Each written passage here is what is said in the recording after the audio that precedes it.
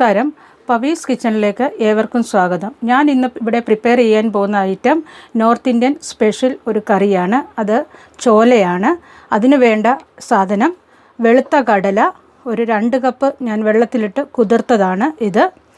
2 medium size സവാള, ഒരു 3 ചെറിയ ടൊമാറ്റർ, ഇത് നാടൻ ടൊമാറ്ററാണ്. ഇഞ്ചി വെളുത്തുള്ളി ചതച്ചത്, ഞാൻ ഇടികല്ലിൽ ഇട്ട് ചതച്ച ഇഞ്ചി വെളുത്തുള്ളിയാണ്. ഇത് 1/2 സ്പൂൺ മുളക് പൊടിയാണ്, 1/2 സ്പൂൺ മല്ലിപ്പൊടി, അനാർദാന എന്ന് പറയും നമ്മൾ നാട്ടിൽ ഇതിന്, നമ്മുടെ പോംഗ്രാനൈറ്റ് മാതള നാരങ്ങയുടെ അരി ഉണങ്ങിപ്പൊടിച്ചതാണിത്, അത് 1 സ്പൂണ്. ഈ 1/2 സ്പൂൺ മുളക് പൊടി ഞാൻ ഇതിലേക്ക് ഇടുവാണ്. പിന്നെ ഗരം മസാല ഒരു സ്പൂണുണ്ട്, അതും ഞാൻ ഇതിലേക്ക് ഇടുവാണ്. ഇത്രയും സാധനമാണ് നമുക്ക് മസാലയ്ക്ക് ആവശ്യമായിട്ടുള്ളത്. ഇത് നമുക്ക് ഈ ഉള്ളി വഴറ്റുമ്പോൾ അതിലിട്ട് കൊടുക്കാനുള്ളതാണ്. ഇത് ഒരു പട്ടയാണ്, ചെറിയ സൈസ് പട്ടയാണ്. ഇവിടെ കറുത്ത ഏലക്ക എന്ന് പറയും, ബെടി ഇലാച്ചി എന്ന് പറയും. പിന്നെ നമ്മുടെ ക്ലോവ്, ഒരു 4 കഷ്ണം ക്ലോവ്. ഇതാണ് ഇത്രയും നമുക്ക് ആവശ്യത്തിന് ഓയിൽ. വെളിച്ചെണ്ണ ഉപയോഗിക്കരുത്, അതിന് പകരം റിഫൈൻഡ് ചെയ്തിൽ സൺഫ്ലവറോ അങ്ങനെ ഏതെങ്കിലും ഓയിൽ, ഒരു നുള്ള് സോഡാപ്പൊടി, പിന്നെ ആവശ്യത്തിന് ഉപ്പ്, താളിക്കാൻ വേണ്ടി ഒരു ചെറിയ കഷ്ണം ഇഞ്ചി, 3 പച്ചമുളക് നടുവേ കീറിയത്. ഇഞ്ചി ഇതുപോലെ അരിയണം. ഇത് കസ്തൂരി മേത്തി എന്ന് പറയും, നമുക്ക് എല്ലാ കടകളിലും വാങ്ങിക്കാൻ കിട്ടും. പിന്നെ നെയ്യ്, കുറച്ച് കായപ്പൊടി. ഇത്രയുമാണ് നമുക്ക് ആവശ്യമുള്ള സാധനങ്ങൾ.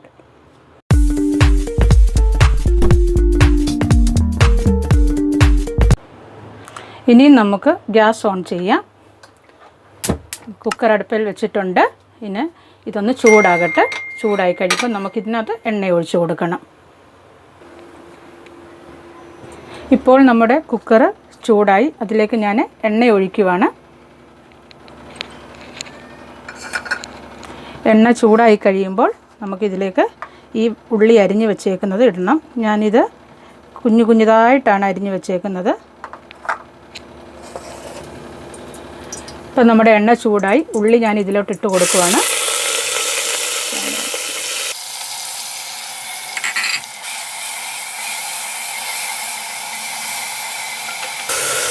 ഇതിൻ്റെ കൂട്ടത്തിൽ തന്നെ ഞാൻ പട്ട, ഏലക്ക, ഗ്രാമ്പു ഇട്ട് കൊടുക്കുവാണ്.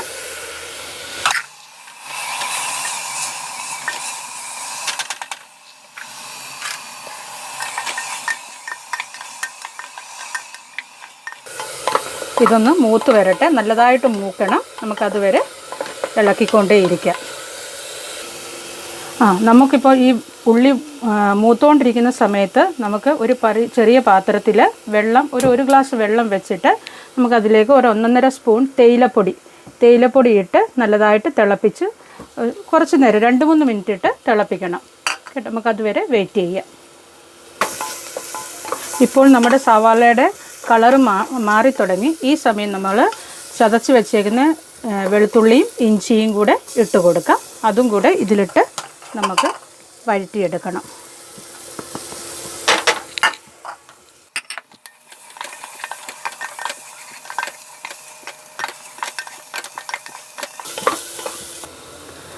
ഇപ്പോൾ നമ്മുടെ ഉള്ളി നല്ലതായിട്ട് ബ്രൗണായി. ഈ സമയം നമുക്ക് ഇതിലേക്ക് ടൊമാറ്റർ ഇടണം. ടൊമാറ്റർ നല്ലതായിട്ട് വഴറ്റി സോഫ്റ്റാക്കി എടുക്കണം. നമ്മുടെ തേയില വെള്ളം നല്ലതായിട്ട് തിളച്ചു. ഇനി ഞാൻ തീ ഓഫ് ചെയ്യുവാണ്. നമുക്ക് ഈ ടൊമാറ്റോ നല്ലതായിട്ട് വഴലുന്നിടം വരെ വെയിറ്റ് ചെയ്യാം. ഈ സമയം നമുക്ക് ഇതിലേക്ക് ചോലയ്ക്ക് ആവശ്യമായിട്ടുള്ള ഉപ്പ് ഇട്ട് കൊടുക്കാം. നമ്മളിപ്പോൾ ഇതിനകത്ത് ചേർക്കുന്നത് കടലയ്ക്കൂടെ ആവശ്യത്തിനുള്ള ഉപ്പാണ് ചേർക്കുന്നത്. പിന്നെ നമുക്ക് ഉപ്പ് ചേർക്കേണ്ട ആവശ്യം വരത്തില്ല.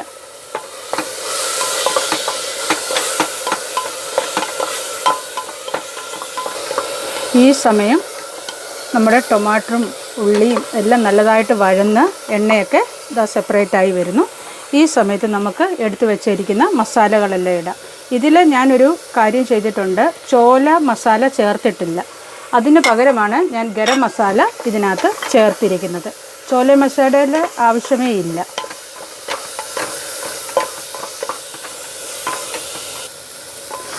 ഇപ്പോൾ മസാലയൊക്കെ നല്ലതായിട്ട് മൂത്തു. ഇനി ഞാൻ ഇതിലേക്ക് ചോല ഇട്ട് കൊടുക്കുകയാണ്, അതായത് വൈറ്റ് കടല ഇട്ട് കൊടുക്കുകയാണ്.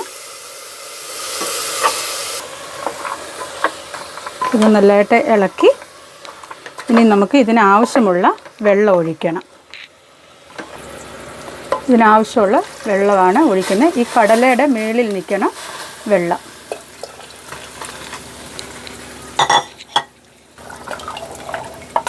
ഇത് നല്ലതായിട്ട് തിളയ്ക്കട്ടെ. ഇപ്പം നമ്മളുടെ ചോല തിളച്ച് വന്നു. ഈ സമയം നമ്മൾ തിളപ്പിച്ച് വെച്ചിരുന്ന തേയില വെള്ളം ഇതിലേക്ക് അരിച്ച് ഒഴിച്ചു കൊടുക്കുകയാണ്. ഇതിൻ്റെ കൂടെ തന്നെ നമ്മൾ എടുത്തു വച്ചിരിക്കുന്ന സോഡാപ്പൊടി ഇടുക. നോക്ക്,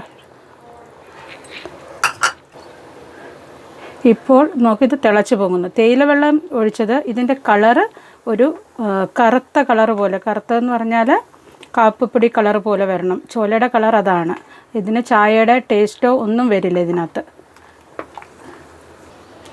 ഇനി നമുക്ക് കുക്കർ അടച്ചു വെക്കാം.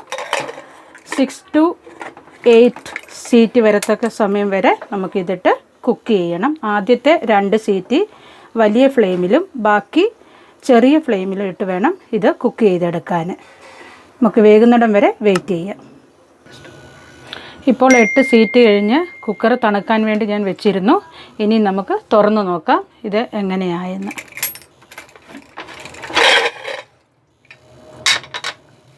ഇതാ നമ്മുടെ ചോല നല്ലതായിട്ട് വെന്തു. ഇതാ നോക്ക് എത്രയും നല്ലതായിട്ട് വെന്തെന്ന്.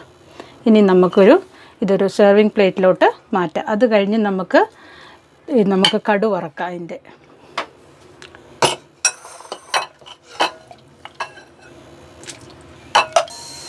നമുക്കിനി ചെറിയ ഒരു കടായി വെച്ചിട്ട് നമുക്ക് കടു വറക്കാനുള്ള താളിക്കാനുള്ള പരിപാടി നോക്കാം. അതിനാവശ്യമായിട്ട് നമുക്ക് നെയ്യ് വേണം, കസ്തൂരി മേത്തി വേണം, ഇഞ്ചി, പച്ചമുളക്, ഒരു കായം. ഇനി നമുക്കിതിലേക്ക് കുറച്ച് നെയ്യ് ഒഴിച്ച് കൊടുക്കാം ആവശ്യത്തിന്. അവരവരുടെ ഇഷ്ടം പോലെ എത്രയാണ് എണ്ണ ആവശ്യമുള്ള അതിനാവശ്യത്തിന് നെയ്യ് ഒഴിച്ച് കൊടുക്കാം. നെയ്യ് ചൂടായി കഴിയുമ്പോൾ നമുക്ക് അതിലേക്ക് കുറച്ച് ഒരു 1/4 സ്പൂണോളം കായപ്പൊടി ഇട്ട് കൊടുക്കണം. നെയ്യ് ചൂടായി നമുക്ക് കായം ഇട്ട് കൊടുക്കാം. കായം ഇട്ടു. ഇതിലേക്ക് നമുക്ക് പച്ചമുളകും ഇഞ്ചിയും ഇട്ട് കൊടുക്കാം.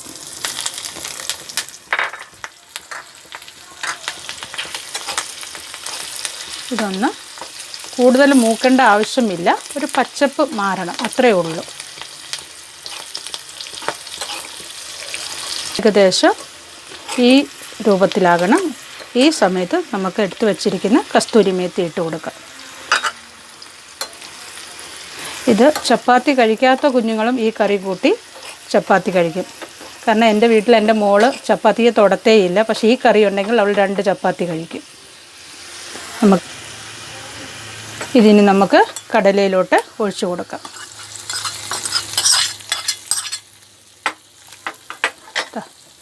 നമ്മുടെ ചോല റെഡിയായി.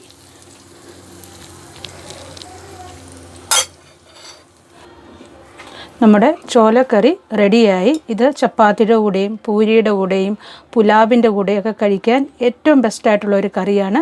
ഇത് നിങ്ങളെല്ലാവരും ഒന്ന് ട്രൈ ചെയ്ത് നോക്കണം. എന്നിട്ട് ഇതിൻ്റെ കമൻറ്റ് നിങ്ങൾ എന്നെ അറിയിക്കണം. നന്ദി, നമസ്കാരം.